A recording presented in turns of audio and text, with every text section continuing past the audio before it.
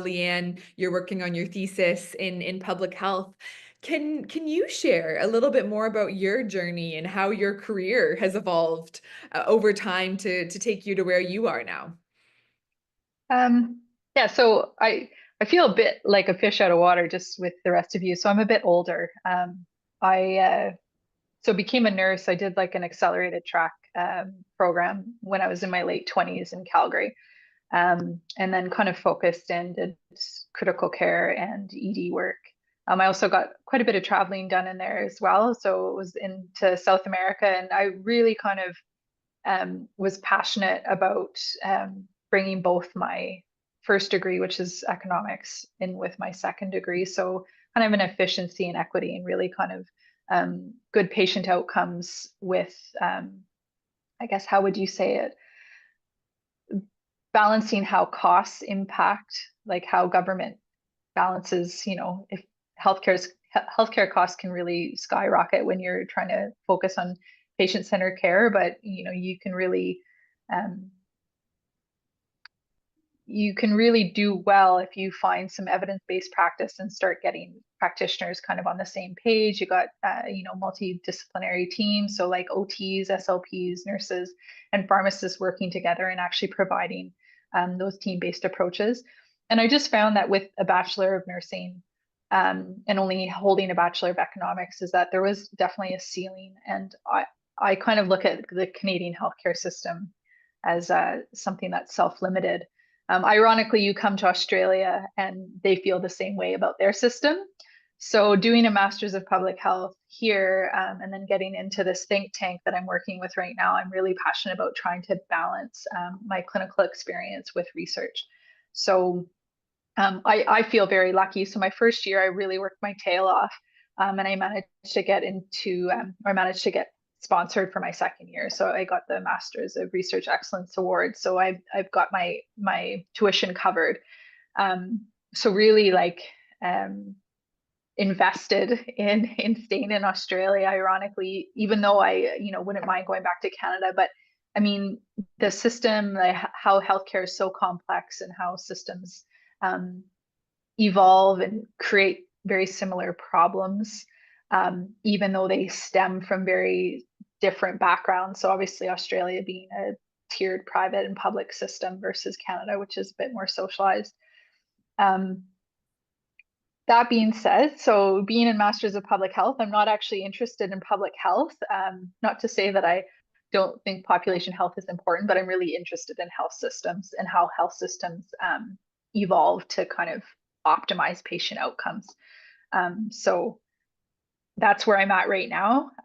My thesis work is on social prescribing. And so I think if you're an OT, SLP, even a pharmacist, you're probably familiar with the term, or I hope you're familiar with the term social prescribing, and looking at new ways to kind of innovate healthcare with evolving roles and really looking at more holistic care for patients. Um, so yeah, like a long background. I mean, after working with some First Nations communities in northern Manitoba and northern BC, and then also working in some tertiary care hospitals in Vancouver and Calgary, you really start to see how different roles are from rural to urban environments. And, after 13 years of kind of banging my head against the wall and realizing like there's some very self-limiting policies and guidelines that just kind of like we just keep creating more policies and guidelines to kind of fix the same problem, but we just end up creating more problems.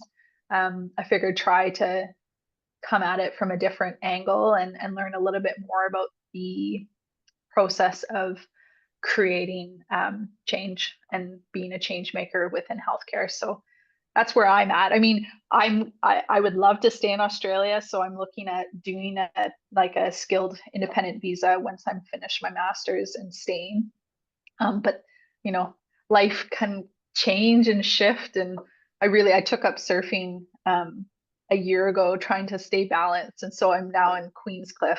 I literally am like overlooking just ocean all day long at home, and so I'm very I feel very fortunate being here, and it's definitely the lifestyle is a lot more conducive to being active and not to like slam any Canadians because I was very active in Canada too, but it's just a different level of self-care and self-motivation and self-reliance. And so um, yeah, how Canada differs from Australia, same but different, right? So same shit, different pile, but I mean it's yeah, it's been a really good journey for me. So at 42, I'm like, you know, happy. And so if anyone's, you know, older and kind of contemplating, Austrec made it really easy to get all my school and academics compiled.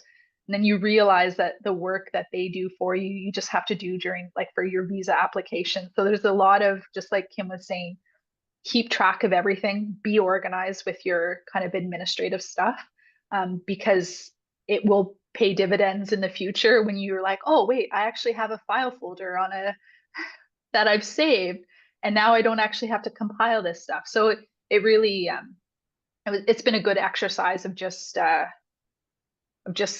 step by step, day by day. So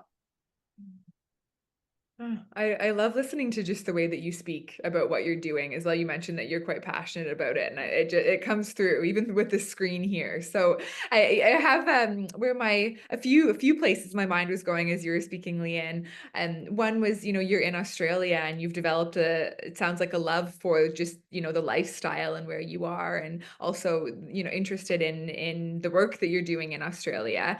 And you mentioned that, there's similarities to, at least in terms of, looking at health systems, what we're experiencing here in Canada.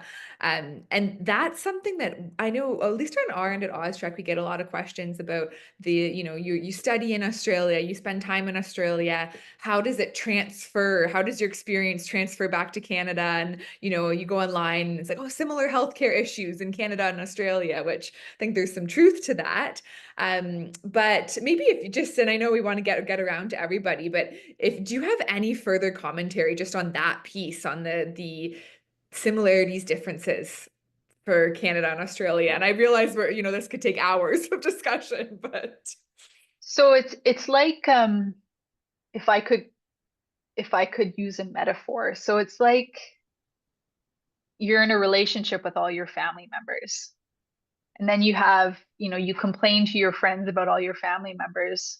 And then your friends complain about your family members. And you're like, wait a minute, you have no right to complain about my friend or about my family members. The dynamics that you understand within your own family, within your own system, are completely different than how someone else is going to look at it. So you really don't understand a system until you're in it. And so, I mean, just as an example, like, I became an agency nurse in Sydney, and they only call me for night shift. And the reason why they only call me for night shift is because I'm on the most expensive tier. And so the way they staff is that they will staff with the cheapest nurses, and the shifts that are available then become only available to higher or more expensive nurses as they go down the line, right? So they're not interested in putting out the most expensive nurse or the most experienced nurse. They just want to fill a position. And so I had an experience, and I won't name the hospital, but I had an experience. I said, oh, that's so interesting. So I pre-booked a couple shifts, and then they canceled me. And they canceled me because they found someone cheaper to replace. And I thought to myself, I said, this hospital is actually going to run into problems. If their staffing model does this, then this is going to be a problem for them down the road. And sure enough, they're all over the news right now for staffing concerns and staffing hierarchy and how they actually staff. So it's really easy for me to kind of, or I shouldn't say easy, it's easy for me to take note of this, even though the positives and the negatives are really not known until you're right in the system. So it's really hard to kind of comment, but just sorry to bring it together. Working in Northern Queensland and Thursday Island, I laughed because this doctor said to me, and they talk in acronyms all the time. We don't tend to do it in Canada, but in Australia, it's all acronyms. And so I'm asking questions, and I, as a nurse with 13 years of experience, I have no issue asking questions. And I'll kind of stop somebody and they'll say, well, what do you mean by that? Or what are you saying with this? And he's like, it's amazing. We speak the same language, but the languages are completely different. So it's like that. It's like, we're speaking the same language, but there's a lot of differences. So it's not until you actually get into the system that you actually start seeing those. And it's really like you kind of have to walk the walk to be able to understand all of it.